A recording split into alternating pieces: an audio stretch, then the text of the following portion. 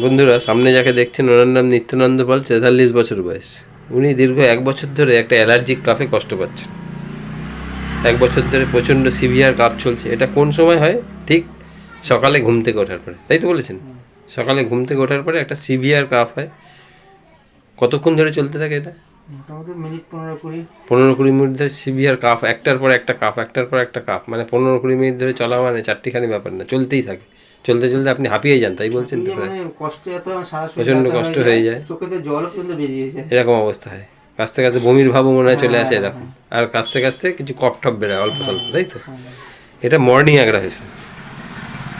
এটা কী করে শুরু হলো সেটা বলাতে উনি কিন্তু সেরকম কিছু বলতে পারছেন না যে কী করে শুরু হলো, কিন্তু এটা বছর খানিক ধরে চলছে এবং মাঝে মধ্যে ভমিটিং হয়।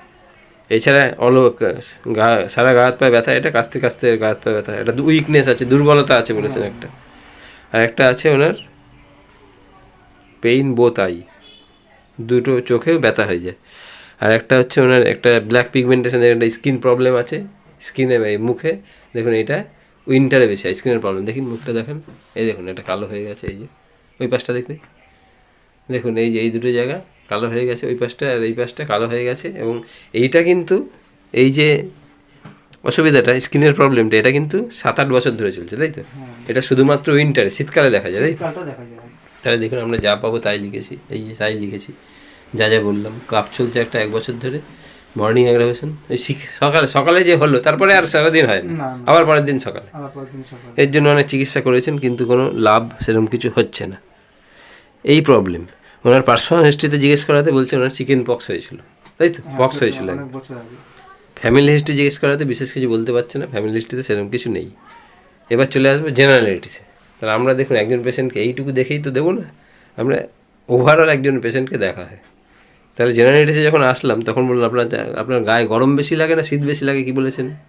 গরমটা বেশি, গায়ে গরম বেশি লাগে। এই যে হট পেশেন্ট লিখেছি। জল পিপাসা কেমন? জল পিপাসা আছে ভালো। তাহলে দেখুন গায়ে গরম বেশি লাগে, জল পিপাসা ভালোই আছে। খিদে বলতে বলছে যে খিদে সেমন কিছু নেই, তাই তো? এবং না খেয়ে অনেকক্ষণ থাকতে পারেন, সারাদিন না খেলেও দেখুন অসুবিধা নেই। উনি যদি সারাদিন নাও খেয়ে থাকে তাহলে কোনো অসুবিধা নেই। তাহলে ক্যান স্টারভিং, এইখানে আমি একটা দাগ দিয়েছি, এই যে ক্যান স্টারভিং, উনি সারাদিন না খেয়ে থাকতে পারে। ঘুমের একটু ডিস্টার্ব আছে বলেছেন, তাই না? ঘুমের একটু ডিস্টার্ব আছে। আর কি খেতে ভালো লাগে জিজ্ঞেস করাতে বলছে যে ওনার একটু ভেজ খেতে ভালো লাগে, ভেজ খেতে পছন্দ, একটু লবণ লাগে পাতে, তাই তো? লবণ ছাড়া খেতে পারেন? লবণ ছাড়াও খেতে পারেন, কিন্তু একটু লবণ নিলে ভালো হয়, তাই তো বলেছেন? একটু লবণ লাগে।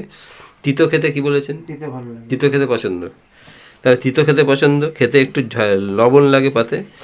আর ভাত আর রুটির মধ্যে ভাতটা বেশি পছন্দ বলেছে, রুটিটা একটু অপছন্দ। এই শীতকালে হয়তো রাত্রিবেলা একবেলা হবে তাহলে পছন্দ, তাছাড়া আর বেশি পছন্দ না। তাহলে রুটিটা একটু অপছন্দ। তাহলে আমরা দেখুন যা পাবো তাই লিখবো। একটু তাহলে লবণ খেতে একটু ভালো লাগে, তিতো ভালো লাগে, রাইস পছন্দ মানে ভাত পছন্দ, আর ব্রেড একটু অপছন্দ আছে। আর স্নান করতে কি বলেছেন? স্নান করতে পছন্দ, অনেকক্ষণ অনেক জলে স্নান করতে পছন্দ। তাহলে ব্রেদিং পেপার আছে, এই যে এখানে দাগ দিয়েছি, এই যে ব্রেদিং পেপার আছে, স্নান করতে ভালো লাগে। আর যখন মেন্টালে আসলাম দেখলাম ওনার একটা মেন্টাল শক আছে, ওনার বাবা মা এক্সপায়ার করেছেন, সেই নিয়ে একটা মানসিক, তাই তো, আঘাত পেয়েছেন খুব। দেখুন বাবা মা মরে গেলে সবারই আঘাত মানে কষ্ট লাগে, কিন্তু ওনার একটু বেশিই শখ আছে। উনি বলেছেন যে মানসিক জিজ্ঞেস করাতে উনি বলছে যে বাবা মা এক্সপায়ার করাতে একটু মানসিক কষ্ট পেয়েছেন বেশি বেশি। তাহলে এখানে লিখলাম একটা মেন্টাল শক আছে, হিস্ট্রি অফ মেন্টাল শক একটা আছে।